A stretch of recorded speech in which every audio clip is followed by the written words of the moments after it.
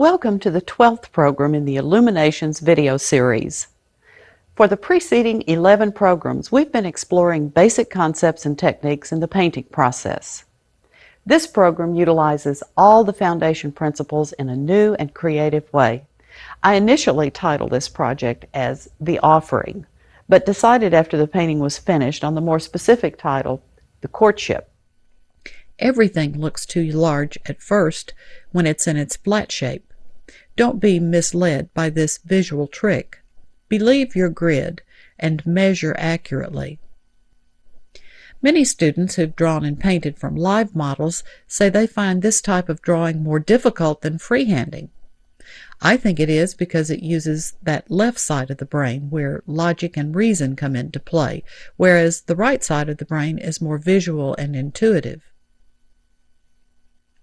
The drawing progresses slowly during this phase and can take as long as you need to. There's no need for this stage to be painted quickly. The drawing can be as rough or as finely detailed as you want.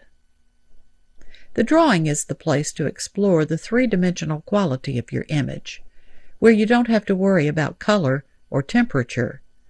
The most important qualities to address in the drawing are shapes, values, and edges. The basic flesh tone is yellow, so if I use a violet of the same value next to it, the shift in temperature will make the plane recede. Number 4, lightened with your number 1 mix to the same value as the light flesh mix, should do the trick. And it does. This color comes right down around the brow bone into the outside corner of the eye. These receding planes are often interpreted as shadow planes and painted incorrectly with values that are too dark, when what's really needed is a duller, more neutral color that's very similar in value to the light-struck flesh. I want to paint another plane that's in the same oblique position to the light. That's the side plane of the nose. See how the addition of these two halftone areas create a feeling of volume on the head that wasn't there previously. The small piece of hair on the right edge of the face is important for carving out the shape of the forehead and reinstating the shape of the masculine protruding brow bone. If you round that shape, you'll make him look like a little boy, not a young man.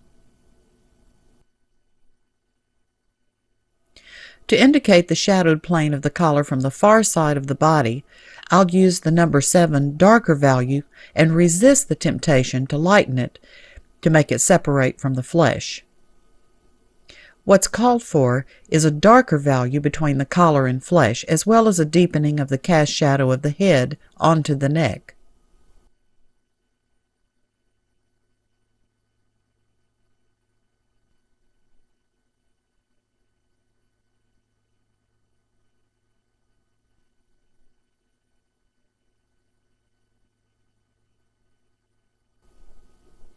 The shape of the fingers next to the vest can be painted with ultramarine blue and ivory black.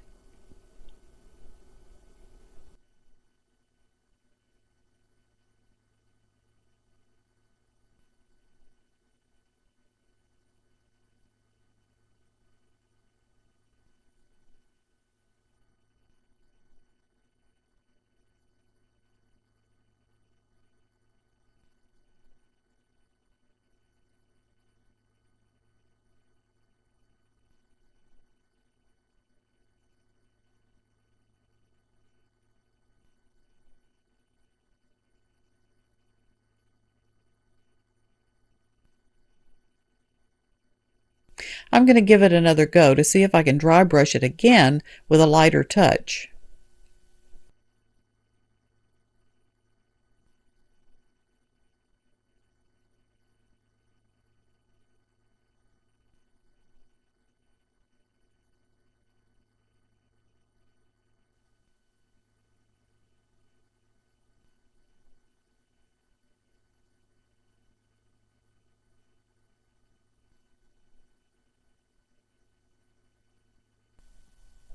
Being able to see 3 sides of this board that make up the seat, I'll have to indicate 3 different values on each plane. The near end is warmer in temperature, the right side is darker and cooler, and the top flat side is lighter than both vertical sides.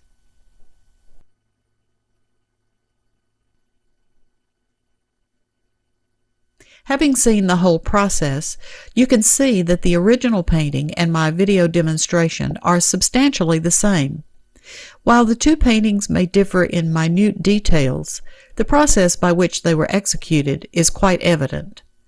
More time spent on the second demonstration could bring it to the level of completion of this version, but the amount of time necessary to achieve that is beyond the scope of our time together. Suffice to say that any changes hereafter would be so small that they would be unable to be captured substantially by the video camera, and all my secrets have been shown. If you're painting along with me, you may use these images along with the printed materials to achieve a successful outcome.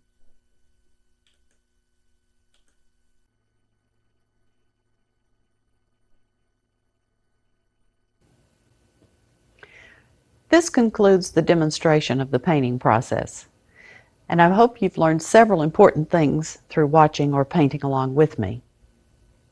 The Flemish method allows you the luxury of as much time as you need to complete a painting. Sometimes it's desirable to leave a painting such as this for days at a time to give you a fresh eye when you return to work on it. For my personal painting, I use this opportunity to give me an honest critique of my own work. Thank you for joining me for this ambitious project, and I hope you've learned how paintings can be created from your imagination by using resources you already have at hand. The Flemish Old Master technique is the one that I have incorporated into my own original working process, and I find that it has served me well both in alla prima and in layered studio paintings. Use those techniques that appeal to you and discard the others. With influences from all the artists and teachers that have crossed your path, you will eventually develop a style that is unique to you. I'm happy to have been a part of your development as a painter. May you have success in all your painting endeavors.